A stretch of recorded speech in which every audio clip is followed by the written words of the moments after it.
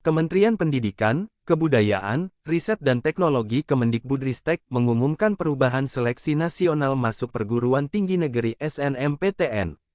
Seleksi bersama masuk perguruan tinggi negeri SBMPTN dan seleksi mandiri. Ketiga seleksi ini diubah skemanya dan berbeda dengan aturan yang pernah ada di tahun 2022 dan sebelumnya. Mendikbudristek Nadiem Makarim mengatakan bahwa perubahan ini bertujuan agar siswa, orang tua, dan guru bisa terlibat langsung dalam proses seleksi. Perlu ada perubahan lebih inklusif, agar meminimalisir diskriminasi dari mereka yang ekonominya mampu, dengan yang tidak memiliki kemampuan ekonomi, kata Nadiem dalam peluncuran Merdeka Belajar episode 22, Transformasi Seleksi Masuk PTN, Rabu tanggal 7 September tahun 2022. Nadiem mengatakan, masing-masing jalur memiliki perubahan dan perlu diimplementasikan. Apa saja perubahan masing-masing jalur seleksi masuk PTN? Aturan baru SNMPTN. Sebelumnya, SNMPTN memisahkan calon mahasiswa berdasarkan jurusan di pendidikan menengah. Pilihan prodi yang dipilih masih terbatas pada jurusan saat di SMA.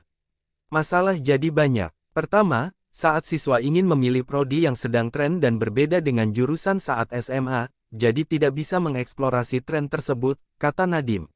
Dampaknya adalah siswa hanya belajar pada mata pelajaran tertentu yang dianggap penting dalam seleksi. Padahal, jelas Nadiem, untuk sukses di masa depan peserta didik perlu memiliki kompetensi yang holistik dan lintas disipliner.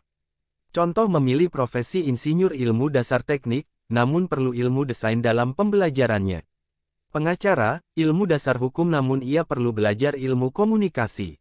Sutradara ilmunya perfilman, namun perlu tahu ilmu pemasaran, jelasnya. Oleh karena itu SNMPTN kini diubah pemeringkatannya berdasarkan 1. Minimal 50% rata-rata nilai rapor seluruh mata pelajaran. 2. Maksimal 50% komponen penggali minat dan bakat. Nilai maksimal 2 mata pelajaran pendukung prestasi atau portofolio untuk program studi seni dan olahraga. PTN bisa menentukan komposisi persentase komponen 1 dan 2 dengan total 100% per subkomponen untuk komponen 2 dan komposisi persentase bobotnya. Aturan baru SBMPTN. Tidak ada lagi tes mata pelajaran, tegas Nadiem saat menjelaskan perubahan dalam penilaian SBMPTN. Sebelumnya, untuk mengikuti SBMPTN siswa harus mengikuti tes kemampuan akademik TKA yang mengukur pengetahuan dan pemahaman keilmuan yang diajarkan di sekolah, yakni materi UTBK Saintek, matematika, fisika, kimia, dan biologi.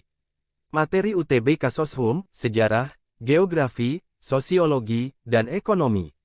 Materi UTBK campuran, TKA Saintek dan Soshum. Kini, hanya akan ada tes potensi skolastik TPS yang berfokus pada pengukuran kemampuan penalaran pemecahan masalah. Tes skolastik yang mengukur potensi kognitif, penalaran matematika, literasi dalam bahasa Indonesia, literasi dalam bahasa Inggris. Alasan tidak ada tes mata pelajaran di SBMPTN, terang Nadiem, karena sebelumnya jalur SBMPTN mengujikan banyak materi dan banyak mata pelajaran. Selain itu, siswa pun hanya fokus pada mata pelajaran yang diujikan, sementara mata pelajaran lain menjadi dianggap tidak penting. Sebelumnya peserta didik harus banyak menghafal, guru kejar tayang untuk menuntaskan materi. Akhirnya, kurang menekankan pemahaman, kata Nadiem.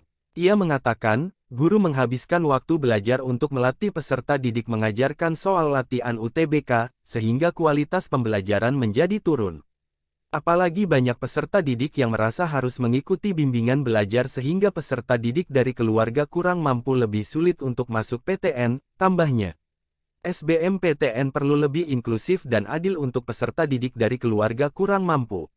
Dengan demikian, diharapkan skema seleksi menjadi lebih adil, sehingga setiap peserta didik memiliki kesempatan untuk sukses pada jalur nasional berdasarkan tes. Aturan baru seleksi mandiri PTN. Saat ini ada beberapa permasalahan seleksi mandiri. Sebelumnya, jalur mandiri tidak memiliki standar transparansi antar PTN karena mekanisme dan tata cara seleksi jalur ini sepenuhnya menjadi kewenangan PTN. Tingginya keragaman jenis mekanisme selesai jalur mandiri antar PTN tidak ada standarisasi yang mengatur transparansi dan akuntabilitas proses seleksi, ujar Nadiem. Akibatnya, muncul persepsi publik bahwa jalur seleksi mandiri lebih berpihak pada calon mahasiswa yang memiliki kemampuan finansial yang lebih tinggi. Padahal PTN merupakan instansi pemerintah yang harus memberikan pelayanan secara adil kepada masyarakat, tambahnya lagi. Dalam seleksi jalur mandiri, PTN wajib transparan akan beberapa hal ini. 1. Mengumumkan kuota calon mahasiswa yang akan diterima masing-masing program studi dan fakultas kepada masyarakat. 2. Mengumumkan metode yang akan digunakan untuk penilaian calon mahasiswa. Metode penilaian calon mahasiswa terdiri atas tes secara mandiri, kerjasama tes melalui konsepsi perguruan tinggi, memanfaatkan nilai dari hasil seleksi nasional berdasarkan tes. Metode penilaian calon mahasiswa lainnya yang diperlukan. Besaran biaya atau metode penentuan besaran biaya yang dibebankan bagi calon mahasiswa yang lulus seleksi. Jumlah peserta seleksi yang lulus seleksi dan sisa kuota yang belum terisi. Masa sanggah selama 5 hari kerja setelah pengumuman hasil seleksi. Tata cara penyanggahan hasil seleksi calon mahasiswa. 3. Mengumumkan besarnya biaya masuk dan metode dalam menentukan biaya tersebut.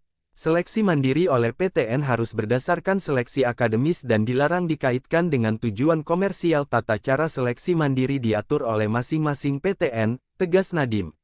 Calon mahasiswa atau masyarakat dapat melaporkan melalui karena pelaporan whistleblowing sistem Inspektorat Jenderal Kementerian apabila memiliki bukti permulaan atas pelanggaran peraturan dalam proses seleksi. Jadi kami mengajak masyarakat untuk terlibat dalam proses pengawasan ini, ajak Nadiem.